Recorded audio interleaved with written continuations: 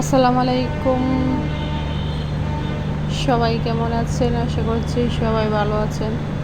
তো আজকে শাপলা ফুল দিয়ে মজার একটা বড়া বানাবো। তো প্রথমে শাপলা ফুলগুলো যেগুলো একটু সুন্দর বা তাজা সেগুলো আমি নিয়ে নিব। তারপর হচ্ছে এখানে ডাল আমি ভিজিয়ে রেখে দিয়েছিলাম কিছুক্ষণের জন্য। মসুরির ডাল নিয়েছি এখানে। তো কিছুক্ষণ ভিজিয়ে রাখার পর কিন্তু এটা একদম নরম হয়ে গিয়েছে। এখন এটা কিন্তু পাটার মধ্যে বেটে নেব।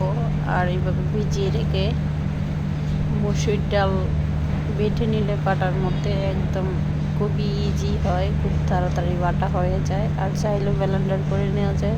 যেহেতু এখানে অল্প ডাল নিয়েছি আর আমি এত ঝামেলা করতে যাব না। এখন ব্লেন্ডার নামাতে হবে, নামিয়ে তার ব্লেন্ডার করতে হবে, আবার ব্লেন্ডার ধুতে হবে, অনেক ঝামেলা হয়ে যায়।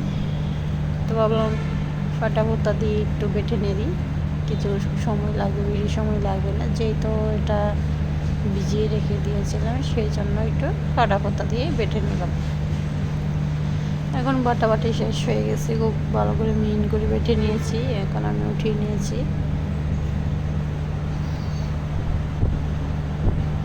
তো এখানে পেঁয়াজ আর হচ্ছে কাঁচামরিচ একটু কুচি করে কেটে নিয়েছি, এগুলো এখন দিয়ে দিলাম। এখন লবণ, হলুদ আর মরিচের গুঁড়া, সামান্য একটু ধনিয়ার গুঁড়া দিয়ে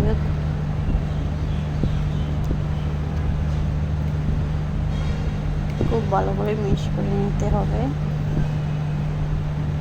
আর যে যেখান থেকে দেখতেছেন, যদি ভালো লাগে অবশ্যই চ্যানেলটাকে সাবস্ক্রাইব করে রাখবেন এবং লাইক করতে বলবেন না। আপনাদের একটা লাইকের জন্য কিন্তু ইউটিউব আমার এই ভিডিওটা অনেকের সামনে তুলে ধরবে। তো ভালো লাগলে অবশ্যই একটা লাইক করে দিবেন।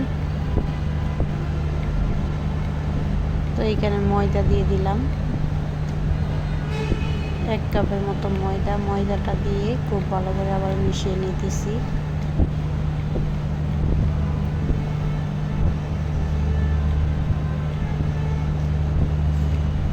আর অবশ্যই কমেন্টে জানাবেন আপনারা কে কে এরকম শাপলা ফুল দিয়ে বড়া খেয়েছেন। এখন এইটাকে আমি একটু পানির মধ্যে ভালো করে মিশিয়ে একদম একটু পাতলা টাইপের গুঁড়া করে নিয়েছি। এত পাতলা না, এই মিডিয়াম টাইপের একটু পাতলা। এখন এগুলোর মধ্যে এখন আমি এই শাপলাগুলো ডুবিয়ে রাখবো কিছুক্ষণ।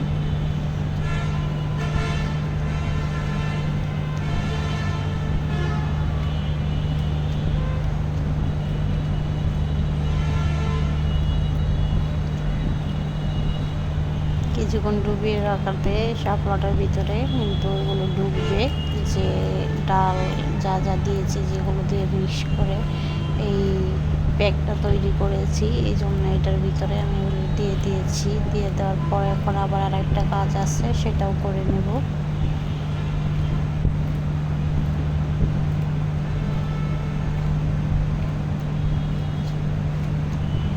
তো এখানে ময়দা নিয়ে নিলাম আর 1 কাপ, ধনিয়ার গুঁড়া, মরিচের গুঁড়া, হলুদের গুঁড়া এবং লবণ, এগুলো দিয়ে একটু শুকনা ময়দা নিয়ে যে মিক্স করে মিশিয়ে নিচ্ছি।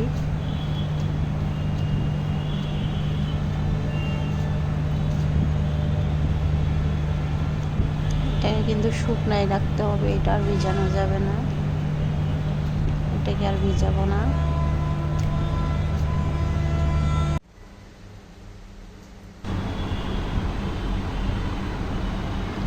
তো ময়দার যে গুঁড়োটা ছিল এটা এখন এক সাইডে রেখে দিয়েছি। এখন ওই ময়দার গুঁড়োটার মধ্যে আমি এই শাপলা ফুলগুলো চুবিয়ে নেব।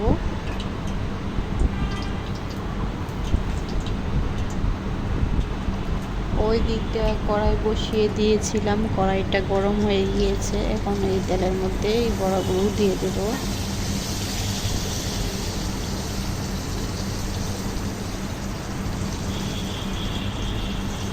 যেহেতু এটা শাপলা ফুল একদম পাতলা হয়, সেই ক্ষেত্রে চুলাটা একদম বেশি কম দেওয়া যাবে না আর বেশি হাইও করে দেওয়া যাবে না, কারণ পুড়ে যাবে।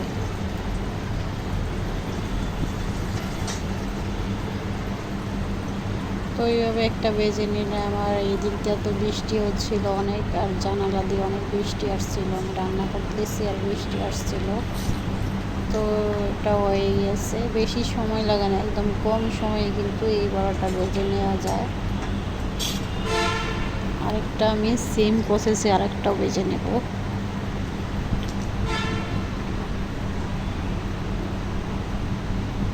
এই বড়াটা কিন্তু ভালোই লাগে। আমি ভাবলাম যে রান্না করেছি শাপলা, তাই কিন্তু এই বড়াটা বানিয়ে নেওয়া যায়। তাহলে কী করলাম, ভাবলাম যে এটাই করব। তো যেই কথা সেই কাজ, বানিয়ে ফেললাম বড়া। আর এটা আপনাদের সাথে শেয়ার করে ফেললাম। তো বানানো শেষ পর্যায়ে এই তো সব কিছু বানানো শেষ। আর আমি এগুলো বানাতে বানাতে আবার কয়টা পেঁয়াজও বানিয়ে নিলাম। পেঁয়াজের বড়া, ডালের বড়া বানিয়ে নিলাম কয়টা। তো এগুলো এখন একটু আমি সাজিয়ে নেব। এটা একে একে দিয়ে দিলাম প্লেটের মধ্যে। কয়েকটা বড়া বানিয়ে নিয়েছিলাম, তো এগুলো সাইড দিয়ে দিলাম।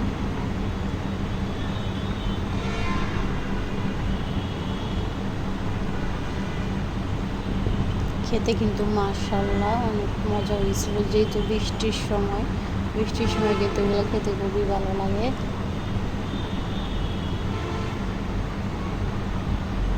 আজকের আবহাওয়াটা এরকমই, একবার বৃষ্টি একবার রোদ, এরকম আবহাওয়া। কতটা মুসমুসে হয়েছে, শব্দটা কিন্তু আপনারা শুনতে পাইছেন। এই যে দেখেন কতটা